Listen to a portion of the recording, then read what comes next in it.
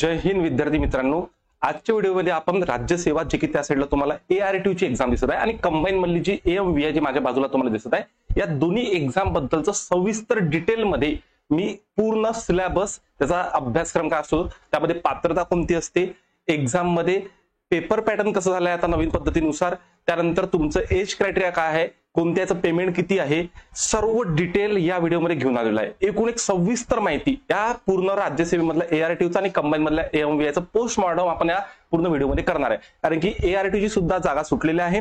28 सप्टेंबरला याची एक्झाम आहे आणि जे AMV ची एक्झाम आहे याची सुद्धा जागा सुटणार आहे. याची 30 नोव्हेंबरला एक्झाम होणार आहे. तर याबद्दलचं सविस्तर, यानंतर तुम्हाला कुठल्याही प्रकारचा व्हिडिओ बघण्याची गरज पडणार नाही. खूप मेहनत लागली आहे व्हिडिओ बनवण्यासाठी, खूप जास्त डिटेलिंगवर गेलोय आपण, कुठलाही प्रकारचा मी याच्यात पॉईंट सोडलेला नाही, सर्व कव्हर केलेला आहे. तर शेवटपर्यंत व्हिडिओ बघून राहा, जेणेकरून तुम्हाला या ARTU आणि AMV जेवढे पण एक्झाम आहे याबद्दलची संपूर्ण माहिती मिळणार आहे.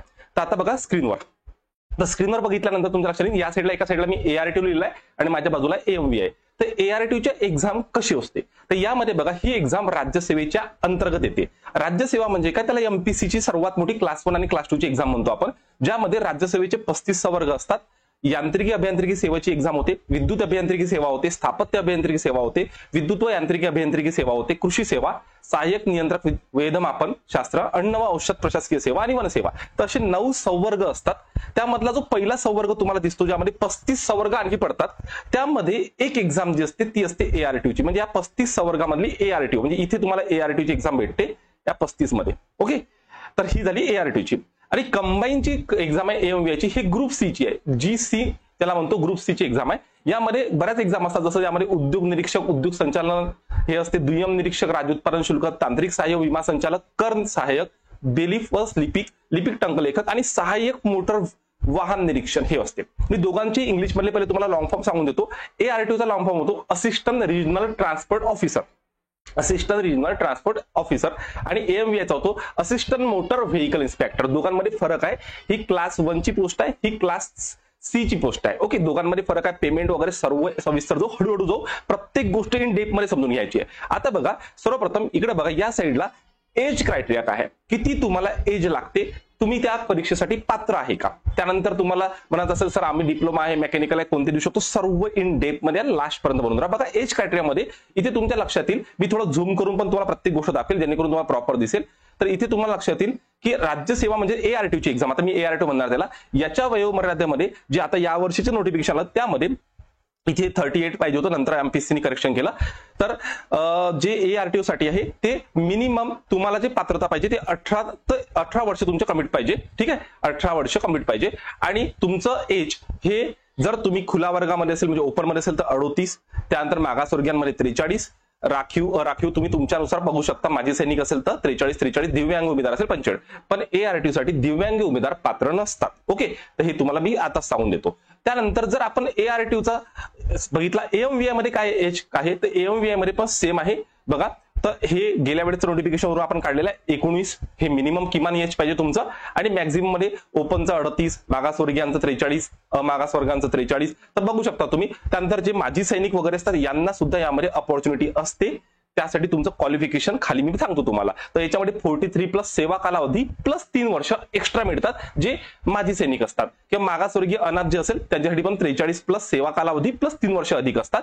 पण दिव्यांग उमेदवार इथे सुद्धा अपात्र असतात. तर क्लिअरली दिव्यांग जे असेल त्यांना हा फॉर्म भरता येणार नाही आहे, हे लक्षात ठेवून द्यायचं आहे. ओके, मी एक PDF सांगत आहे, त्याच्यामुळे थोडंसं व्यवस्थित समजून घेण्यासाठी लक्षात द्यायचं आहे. ओके, हे झालं तुमचं फर्स्ट क्लिअर. ओके, आता आपण पुढच्या याच्याकडे जाऊ, टप्प्याकडे जाऊ. याच्यामध्ये एज क्रायटेरिया आपण कंप्लीट केलेला आहे. आता बघा, या एक्झामसाठी क्वालिफिकेशन काय लागते, पात्रता काय लागते. तर राज्यसेवेला मी थोडंसं झूम करून घेतो, म्हणजे तुम्हाला फक्त राज्यसेवा म्हणजे ARTU ला झूम करतो. त्यामध्ये तुम्हाला बघा, यामध्ये ARTU ची जी एक्झाम आहे यासाठी तुम्हाला यांत्रिकी किंवा ऑटोमोबाईल अभियांत्रिकीमधील किमान 4 वर्षाची पदवी लागते. पदवी म्हणजे डिग्री. पण यानंतर पण MPSC ने एक नोटिफिकेशन काढलं होतं, जे प्रोडक्शन इंजिनिअरिंग वाले होते त्यांना सुद्धा ऍड केलं होतं, प्रोडक्शन सँडविच वाल्यांना पण ऍड केलं होतं. तर काही मग त्यामध्ये, कारण की बऱ्याच जणांनी मग त्याच्यावर आरोप केले होते, तर MPSC ने ARTU मध्ये काही आणखी ब्रँचेसला यामध्ये ऍड केलं. पण मोस्टली मेकॅनिकल, ऑटोमोबाईल, प्रोडक्शन, तर ह्या ब्रँचेस यामध्ये असतात की ज्यांचं डिग्री कम्प्लीट आहे, नॉट डिप्लोमा, डिग्री बोलतो मी इथं. का नाहीतर मग सर ARTU ला डिप्लोमा चालते का, डिप्लोमा चालते का, नाही चालत बाबा. ARTU ला काय पाहिजे, डिग्री पाहिजे. म्हणून इथं सविस्तर समजून घ्या. मुख्य परीक्षेचा अर्ज सादर करण्याच्या शेवटच्या तारखेला, म्हणजे जेव्हा तुम्ही मेन्सचा फॉर्म भरणार, प्री दिल्यानंतर मेन्स असतो आपली, त्या तारखेला गिअर्स, हलकी मोटर वाहने आणि परिवहन वाहने म्हणजे अवजड मालवाहू वाहने व अवजड प्रवासी वाहने यासह मोटरसायकल चालवण्याचा प्राधिकृत करणारा सक्षम प्राधिकरण दिलेला वाहन चालवण्याचा वैध लायसन आवश्यक आहे.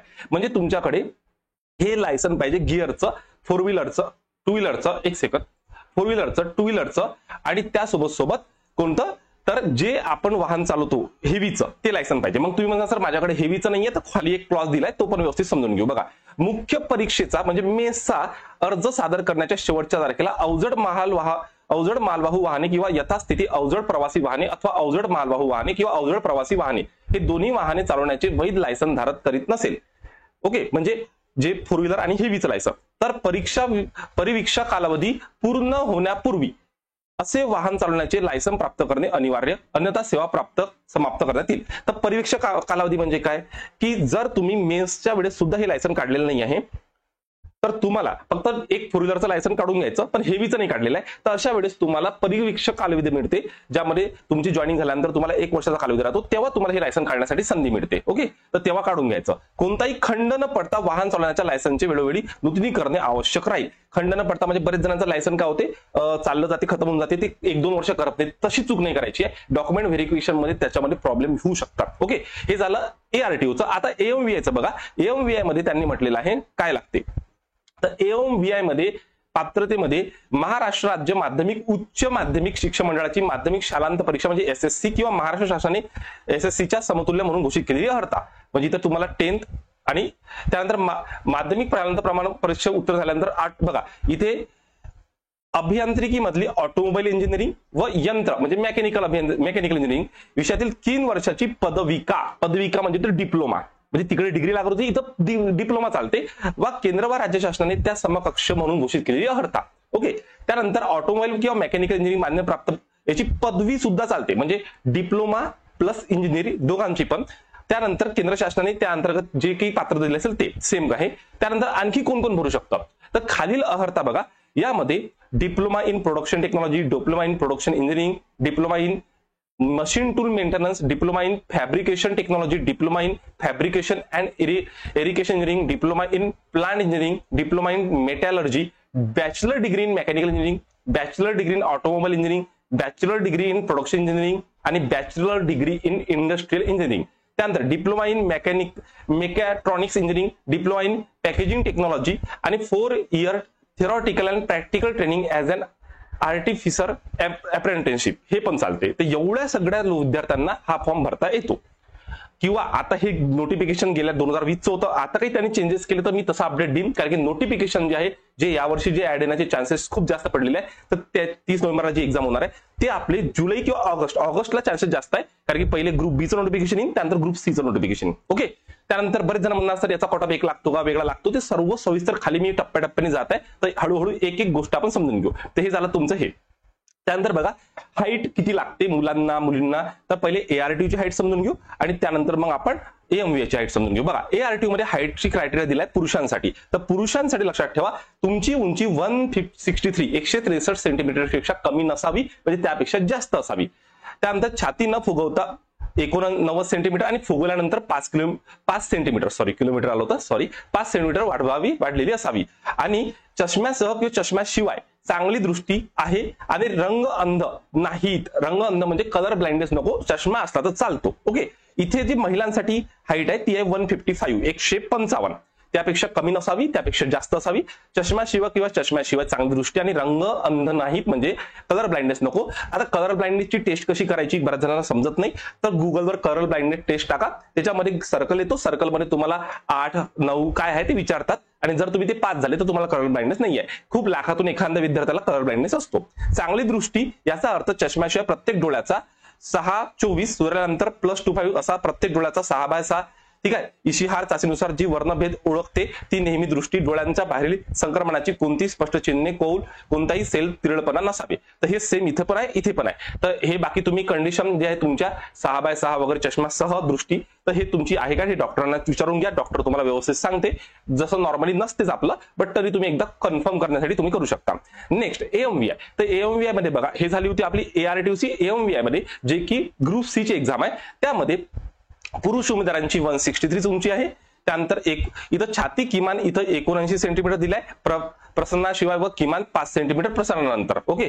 त्यानंतर मला वाटतं हे नंतर त्यांनी चेंज पण केलं होतं नेक्स्ट नोटिफिकेशन मध्ये, पण असो याच्यामध्ये काही जास्त फरक पडणार नाही. आणि महिलांसाठी जी उंची आहे 155 सेंटीमीटर होतं आणि वजन 45 किलोग्राम एवढं पाहिजे. वजनाची क्रायटेरिया इथं लावलेला आहे.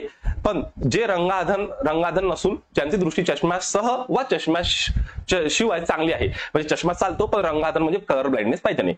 आता आपण AMVI मध्ये लायसनचा काय क्रायटेरिया तो बघून घेऊ. ठीक आहे. लायसन, कारण की ARTUचा लायसनचा मी सांगितला. तर मुख्य परीक्षेचा अर्ज सादर करताना अंतिम दिनांकास वैध असणारी गिअर असलेली मोटरसायकल, हलके मोटर वाहन आणि परिवहन वाहन म्हणजे जड मालवाहू वाहन आणि जड प्रवासी वाहन या संवर्गासाठी सक्षम प्राधिकारी यांनी दिलेली वैध लायसन आवश्यक. मुख्य परीक्षेकरिता अर्ज सादर करण्याच्या अंतिम दिनांकास वर नमूद केलेल्या जड मालवाहू वाहन किंवा जड प्रवासी वाहक यापैकी एखादी किंवा 2 वाहने चालवण्याचा लायसन नसेल तर अशा उमेदवारांना अशी म्हणजे तेच लायसन नियुक्त नंतरच्या 2 वर्षाच्या परीक्षा कालावधीमध्ये प्राप्त करणे बंधनकारक असेल. म्हणजे तेच कंडिशन सेम दिलेली आहे. जर तुमच्याकडे लायसन नसेल मुख्य परीक्षेचा अर्ज सादर करताना हेवीचं किंवा ते दोन्ही, तर तुम्ही जो कालावधी असतो परिवीक्षा कालावधी जॉईन झाल्यानंतरचा, तेव्हा तुम्ही काढू शकता. त्यामुळे त्याचं टेन्शन तुम्हाला घ्यायचं काम नाही. परिवीक्षा कालावधीमध्ये अशी लायसन, बघा हे मराठीतला लायसनचा अर्थ अनुज्ञप्ती म्हणतात त्याला, प्राप्त न करणाऱ्या उमेदवारास सेवेतून कमी करण्यात येईल. वाहन चालवण्याची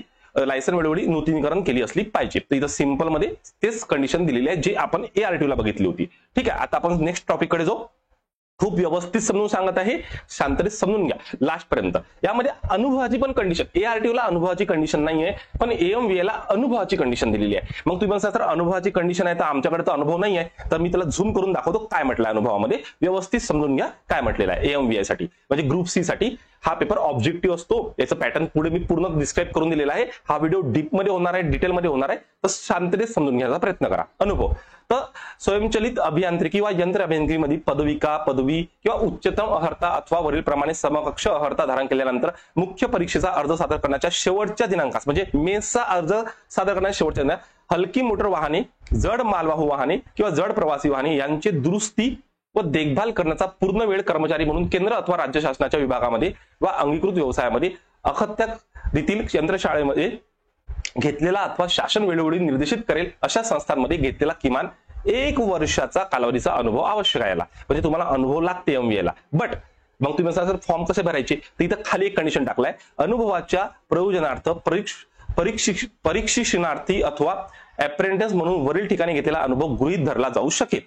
ठीक आहे. मग कुठे, तर मुख्य परीक्षेत अर्ज सादर करण्याच्या शेवटच्या दिनांकास वर नमूद केल्याप्रमाणे किमान 1 वर्ष कालावधीचा पूर्णवेळी कर्मचारी म्हणून अनुभव नसेल त्यांनी नियुक्तीनंतर परीक्षाधीन कालावधीमध्ये शासनाच्या विभागात अथवा अंगीकृत व्यवसायामध्ये अथवा शासन वेळोवेळी निर्देशित करेल अशा संस्थांमध्ये किमान 1 वर्ष कालावधीचा अनुभव घेणे बंधनकारक राहील. म्हणजे या कंडिशनमध्ये सिम्पली मेन्शन केलाय, जर तुमच्याकडे अनुभव नसेल तर शासन जेव्हा तुम्हाला ज्या परीक्षा कालावधीमध्ये तुम्हाला 1 वर्षासाठी पाठवणार कुठेतरी किंवा तुम्ही कुठे जाऊ शकता, तो 1 वर्षाचा अनुभव घ्या, त्यामध्ये लायसनही काढून घ्या आणि मग तुमची नियुक्ती होणार. ओके. म्हणजे AMVI ला आता अनुभव कंपल्सरी लागत नाही. असेल तर मग तुम्हाला डायरेक्ट जॉईनिंग मिळून जाईल, तुम्हाला 1 वर्षाचा तो करायचं काम नाही. नसेल तर मग तुम्हाला 1 वर्षाचा काय देईन तिथे शिकवण्यात येईल आणि तुम्हाला त्याचं सर्टिफिकेट मिळून जाणार. ओके. तर अशा प्रकारचं AMVI चा आता झालेला आहे. म्हणजे तुमचा तर लायसनचा सुद्धा जो प्रॉब्लेम होता तो सुटलेला आहे.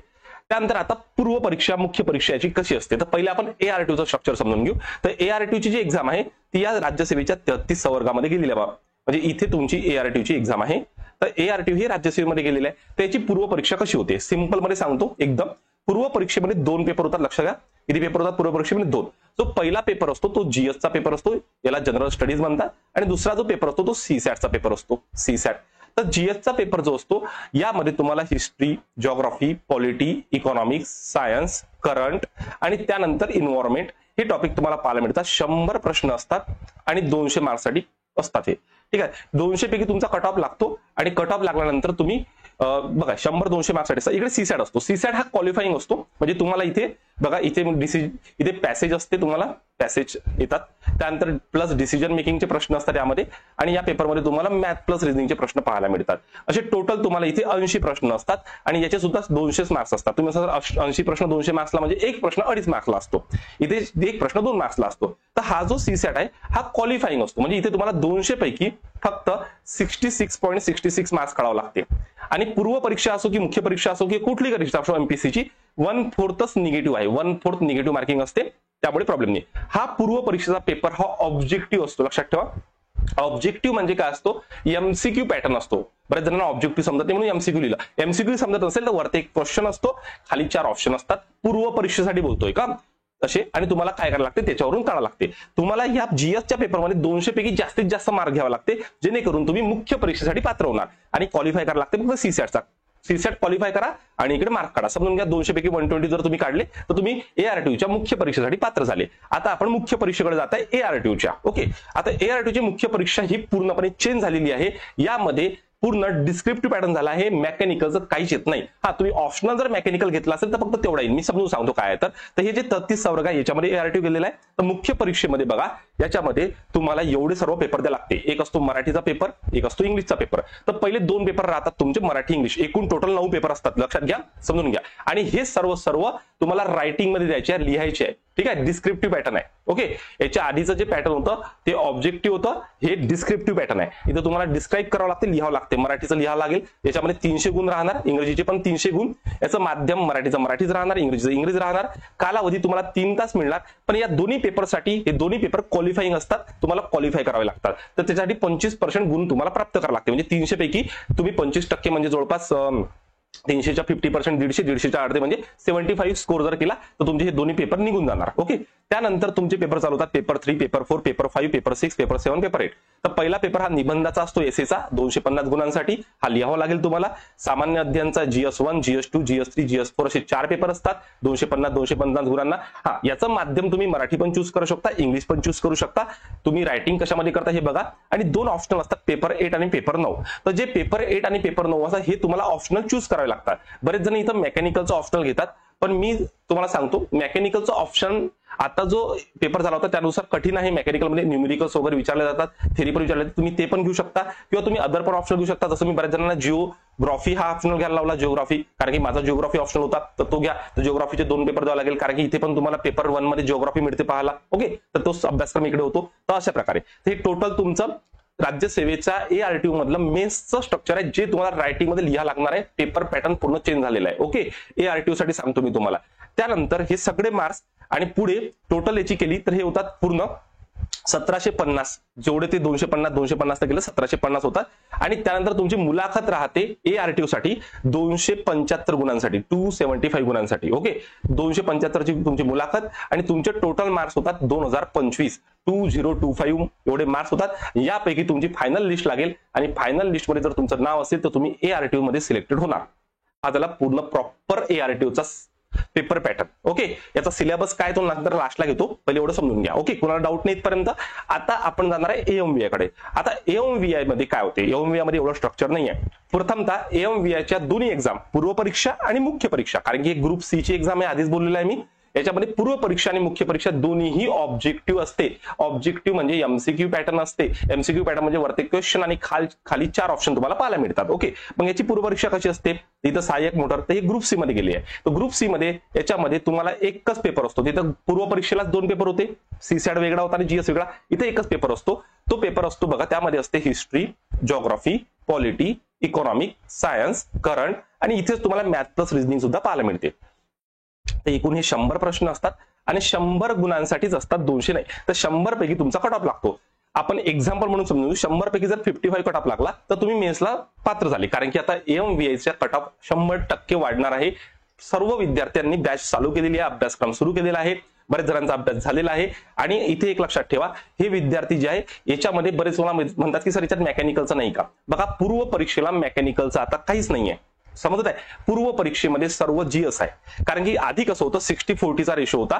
आधीच्या याच्यात जुन्या याच्यामध्ये सांगतोय 2017ला जेव्हा ऍड आली होती तेव्हा 60-40च्या रेशोमध्ये असं होतं, किंवा 2020च्या ऍडमध्ये सुद्धा होतं की 40 मार्क्सला मेकॅनिकलचं विचारलं जात होतं. त्यामुळे जे विद्यार्थी मेकॅनिकलचे होते, जसं NITचे विद्यार्थी होते किंवा चांगल्या कॉलेजचे होते, त्यामध्ये हे 40 पैकी काही गुण घेऊन घ्यायचे आणि मॅथ रिझनिंग मध्ये काही गुण घेऊन घ्यायचे आणि लगेच मेसला जायचे. आणि मेसमध्ये पण त्यांचा मेसमध्ये पूर्ण हे स्ट्रक्चर आहे ते मेकॅनिकलचं आहे, तर त्यांचे चान्सेस खूप होते. पण आता इथे फ्री काढणे हे फक्त MPSCच्याच विद्यार्थ्यांना जमणार आहे, कारण की टोटल पूर्ण सिलेबस काय झालेला आहे, हा GS ओरिएंटेड झालाय, ज्यामध्ये मेकॅनिकलचं तुम्हाला काही येणार नाही. ओके, त्याच्यामुळे तुम्हाला अभ्यास करताना MPSCचा अभ्यास म्हणजे जो की आपण पूर्व परीक्षेचा अभ्यास करतो तो व्यवस्थित करावा लागेल. तर 55 पैकी मिळाले. आता मुख्य परीक्षा कशी आहे बघायची, तर मुख्य परीक्षेमध्ये 2 पेपर होतात. मुख्य परीक्षेमध्ये एकच पेपर होतो. बघा, एकच पेपर होतो AMVIच्या मुख्य परीक्षेमध्ये, एकच पेपर होतो. एक पेपर राहतो तो पूर्णपणे टेक्निकलचा राहतो, मेकॅनिकल किंवा ऑटोचा राहतो, ऑटोमोबाईलचा. तर यामध्ये 150 प्रश्न असतात आणि 300 गुणांसाठी म्हणजे 150चा हा पूर्ण क्वेश्चन पेपर असतो. त्यामध्ये 300 पैकी तुम्हाला स्कोर करावा लागतो, म्हणजे एक प्रश्न 2 मार्क्सला असतो. 300 पैकी तुम्ही जेवढे स्कोर करता तेवढे तुमचे चान्सेस जास्त. 1.5 तासाचा पेपर असतो 150 प्रश्नांसाठी. MCQ पॅटर्न असते. मेन्सचं सुद्धा इथे लिहायचं काम नाही, कारण की हे AMVIची ग्रुप C ची पेपर आहे आणि डायरेक्ट तुमचा मग फायनल रिझल्ट लागतो. कोणत्याही प्रकारचा इंटरव्ह्यू नसतो, काही नसते, कारण की ग्रुप Cचा आहे. तुम्ही म्हणता सर मग त्यामध्ये एवढं अवघड का केलं, यामध्ये का केलं, पेमेंट पण दाखवतो समोर, सगळं पडून जाईल, कारण की ते क्लास 1ची पोस्ट आहे. AMVIचं प्रमोशन ART होण्यासाठी जवळपास 15 ते 20 वर्ष लागतात. ओके, त्यामुळे सॉरी का इथपर्यंत कळलं सर्वांना. तर हा एकच पेपर असतो AMVIचा. निगेटिव्ह 1/4 असते. मी पुन्हा सांगत आहे, दोन्ही सगळे MPSCचे कुठलेही पेपर द्या आता 1/4 त्यांनी निगेटिव्ह केलेला आहे. त्यानंतर बघा पुढे, तर राज्यसेवा ART मध्ये आता पेमेंट, बरेच जण म्हणतात की याच्यामध्ये फरक काय आहे. तर बघा इथे तुमच्या लक्षात येईल, जे राज्यसेवेमध्ये ART एक्झाम आहे, यामध्ये ही एक्झाम जी जाते तर ही क्लास 1 मध्ये जाते. मी तुला सांगितलं बघा, इथे दिलाय सहाय्यक प्रादेशिक परिवहन अधिकारी गट अ मध्ये जाते, गट अ मध्ये एक्झाम जाते. याचा S16 चा स्केल असतो, ज्यामध्ये 44,900 पासून ते 1,42,400 पर्यंत यामध्ये अधिक महागाई भत्ता व नियमाप्रमाणे देय भत्ते पण असतात. इथे महाराष्ट्रात कुठे पण जॉईनिंग मिळते याची. आणि उपप्रादेशिक परिवहन अधिकारी गट अ त्यापुढील पदे याचं प्रमोशनसाठी असतात. तर याचं पेमेंटच तुमचं 1 लाख पर्यंत स्टार्टिंगच होऊन जाते. ठीक आहे. आणि यामध्ये मी तुम्हाला आधीच सांगितलं की या एक्झाम मध्ये दिव्यांग उमेदवार पात्र नसतात. ठीक आहे, तर दिव्यांगींनी ARTचा फॉर्म भरायचा नाही आहे.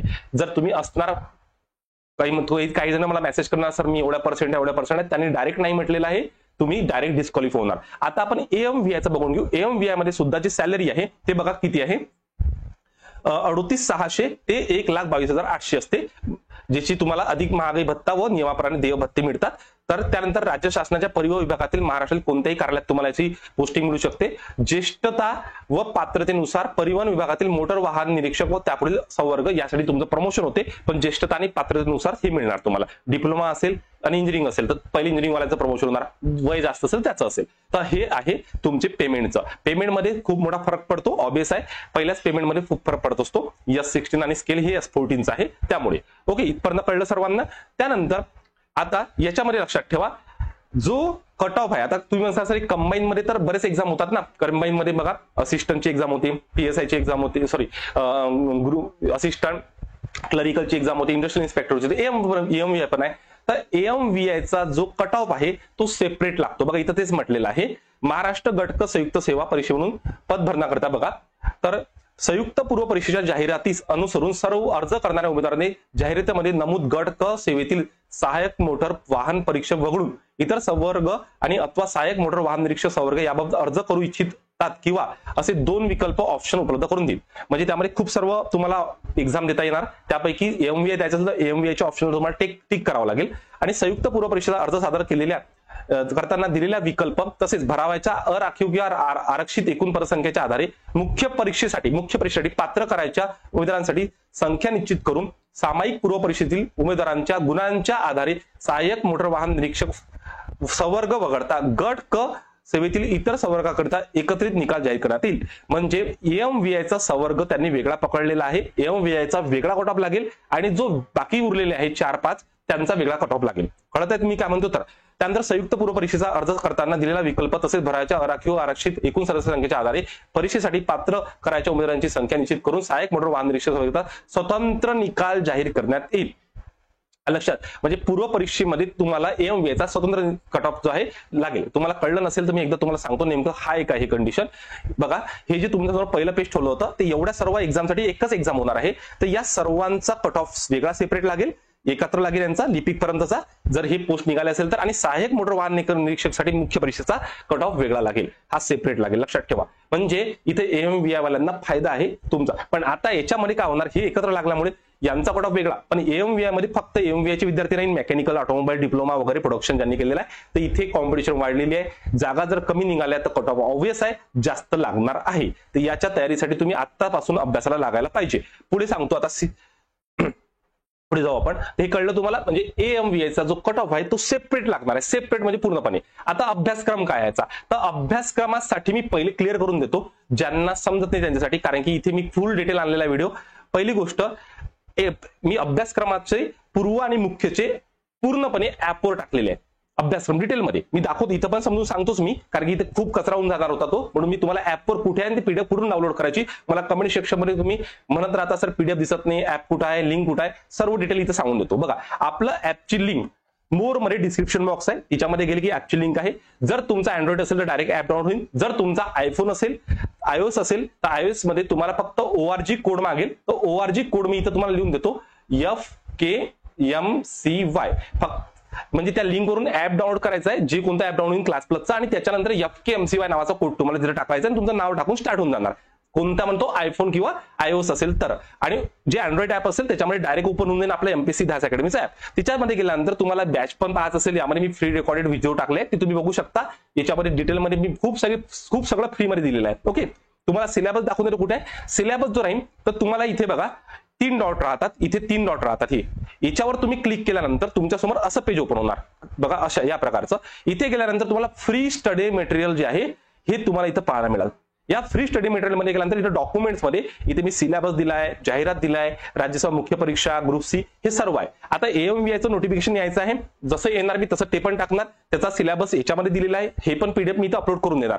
आणि ही PDF मी टेलिग्रामची पण लिंक खाली दिली आहे, व्हॉट्सअपची पण लिंक दिलेली आहे, त्याच्यावर सुद्धा अपलोड करून देणार. ओके, त्यानंतर याच्यामध्ये बाकी सर्व तुम्हाला मिळून जाईल. मेन्सचे पेपर, पूर्व परीक्षेचे पेपर, सर्व डिटेलमध्ये टाकलेलं आहे. किंवा आता कोणकोणत्या जाहिराती आल्या त्या सर्व जाहिरात 20 मध्ये गेले तर तुम्हाला सर्व मिळून जाईल. तर हे सर्व आपण केलेलं आहे.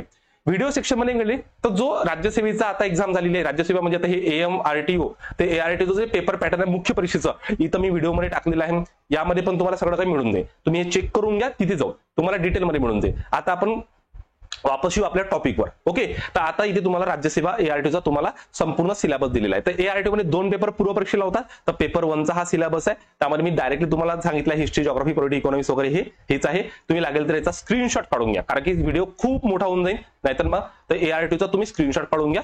हा पेपर 1चा आहे आणि याखाली पेपर 2चा आहे. याच्यामध्ये मी सांगितलं डिसिजन मेकिंग, पॅसेज वगैरे येतात. आणि जो AMVIचा सिलेबस आहे याच्यामध्ये एकच पेपर होतो, त्यामध्ये बघा हिस्ट्री, भूगोल, हे सर्व सिलेबस छोटासा दिसतो पण खूप मोठा सिलेबस आहे, वास्ट. फक्त दाखवायला छोटासा आहे, सर्व डिटेलमध्ये अभ्यास करायला लागते तेव्हा कुठं होतो. सिलेबस कंप्लीट करायला AMVIला आता गोल्डन चान्स आहे, तुमच्याकडे 6 ते 7 महिने आहे. AMVIची आपली ऑलरेडी बॅच स्टार्ट झालेली आहे, कारण की मला जवळ वेळ नाही आहे. मला इन डेप्थ मध्ये बेसिक पासून घ्यायचं आहे. बेसिक म्हणजे आपल्याला काहीच माहित नाहीये. इव्हन भारतामध्ये एकूण 28 राज्य कुठे कुठे आहे, काय आहे, त्याची राजधान्या काय, इथून आपल्याला पूर्ण प्रॉपर घ्यायचं आहे. त्यामुळे आपण ही बॅच ऑलरेडी चालू केली आहे आणि ARTची बॅच सुद्धा चालू झालेली आहे. ओके, तर हे सर्व आपण डिटेलमध्ये घेतलेलंच आहे.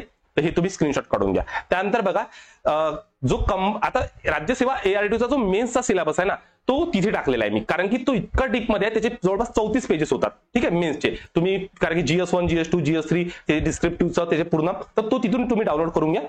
जो AMVIचा मेन्सचा सिलेबस आहे तो मी इथं घेऊन आलेला आहे. बघा, इथे AMVI मध्ये स्ट्रेंथ ऑफ मटेरियल, कारण की मेन्सला पूर्ण मेकॅनिकलचा आहे. सध्या आपण मेन्सची बॅच चालू केलेली नाहीये. मेन्सची बॅच आपण या मंथच्या एंडिंगला किंवा नेक्स्ट मंथच्या स्टार्टिंगला चालू करत आहे. ती पण इन डेप्थ बेसिक पासून बॅच मेन्सची चालू होणार आहे. ओके, तर strength of material, manufacturing process, theory of machine, hydraulics and hydraulical minerals, okay, TOM, SOM, FM वगैरे तुम्ही सिलेबसची लागेल तर स्क्रीनशॉट काढून घ्या. हा सिलेबस मी तिकडे अपलोड केलाय. ही PDF सुद्धा मी आपल्या टेलिग्राम आणि व्हॉट्सअप चॅनलवर टाकतो. ओके, त्यानंतर बघा, हे सर्व तुम्हाला सिलेबस मध्ये दिला. एकूण 15 पॉईंट तुम्हाला सिलेबस मध्ये कव्हर करावे लागतात. हे 15 पॉईंट जर तुम्ही कव्हर केले तर तुमचा मेन्सचा 150 प्रश्न 300 मार्क्ससाठी कव्हर होणार आहे.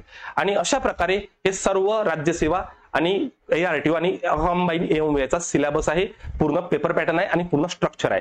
आता एवढं सांगून सुद्धा जर तुम्हाला काही कळलं नसेल तर तुमचं एक काम बनते की मला कमेंट सेक्शन मध्ये सांगा. आणि जर हा व्हिडिओ नक्की आवडला असेल, असेच व्हिडिओ तुम्हाला पाहिजे असेल तर सर्वांनी लाईक करा कमेंट सेक्शन मध्ये, कारण की खूप मेहनत लागते PPT बनवायला, हे सर्व बनवायला आणि तुमच्यावर घेऊन यायला, तर खूप मेहनत घेत आहे आपण. आणि यावर्षी आपल्याला रिझल्ट काढायचेच आहे. यासोबत सोबत तुम्ही कंबाईनचा पण अभ्यास करू शकता या सिलेबस मध्ये, ज्यामध्ये PSI STI ASO त्यानंतर हे. तर हा एक फक्त सांगायचं राहिलं की यावर्षी कुठल्या कोणत्या एक्झाम होणार आहे तर त्या फक्त सांगून देतो. ARTO ची एक्झामची फॉर्म डेट गेलेली आहे, त्याची 28 सप्टेंबरला आपली एक्झाम होणार आहे 2025 ला. तर याची एक्झाम डेट फिक्स झालेली आहे, याची नोटिफिकेशन येऊन गेलेलं आहे. कंबाईनचं नोटिफिकेशन केव्हा येईल तर कंबाईनचं AMVIचं नोटिफिकेशन जुलै आणि ऑगस्ट मध्ये. मी पुन्हा सांगत आहे, मला 10 वेळा विचारू नका सर नोटिफिकेशन केव्हा येते, जुलै आणि ऑगस्ट मध्ये येते.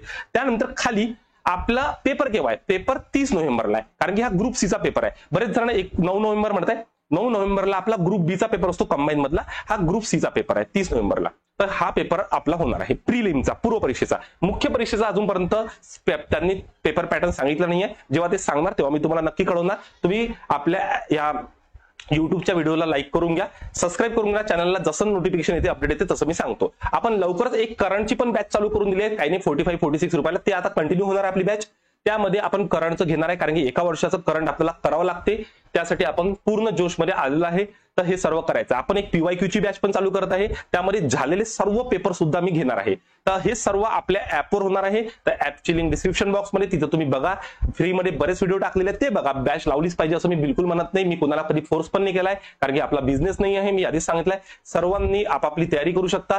बुक लिस्ट वगैरे काय लागते त्याची व्हिडिओ मी तिच्यात टाकलेले आहे. पुन्हा एकदा न्यू बुक लिस्टचा आणि पुन्हा एकदा कशी स्टडी प्लॅन आखायचा याचा व्हिडिओ जर तुम्हाला लागत असेल तर कमेंट सेक्शन मध्ये तसं मला मेन्शन करा. मी त्याच्यावर सुद्धा डिटेल कोणते पॉईंटचे कुठले काढायचे आहे एक डेप मध्ये, जसं आता याचं पोस्टमॉर्टम केलं ना आपण, तसंच त्याचं पोस्टमॉर्टम करून तुम्हाला पाठवतो. पण तेवढे कमेंट मला पाहिजे जेणेकरून मला एक बनते की नाही मुलं इंटरेस्टेड आहे. बाकी क्लासमध्ये तुम्ही सर्व सांगितलेलंच आहे क्लासच्या विद्यार्थ्यांना, पण बाकीच्या विद्यार्थ्यांना पण फायदा झाला पाहिजे, तो हेतू आहे आपला. तर सर्वांनी तसं कमेंट सेक्शन मध्ये मला मेन्शन करा. तर तुम्हाला काही आणखी क्युरी असेल तर सांगा.